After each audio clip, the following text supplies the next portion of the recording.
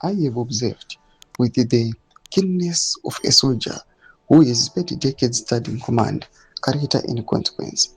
The debate now swelling around Zimbabwe's future leadership. Let me speak plainly, as I have always done.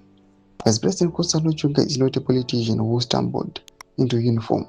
He is a soldier, disciplined, decisive, and deeply patriotic, who was called by history into the political arena.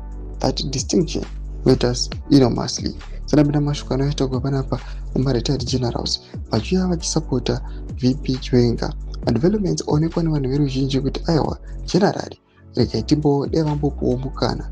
Don't forget to subscribe or like out on the bell icon. Anoenda achiti, in my 38 years of service to the Zimbabwe National Army, I learned that true leadership is not performed, it is demonstrated in crisis.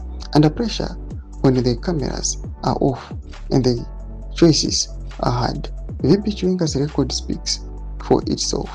On the battlefield, in the barracks, and in the boardrooms of national governance, Zimbabwe does not need another experiment.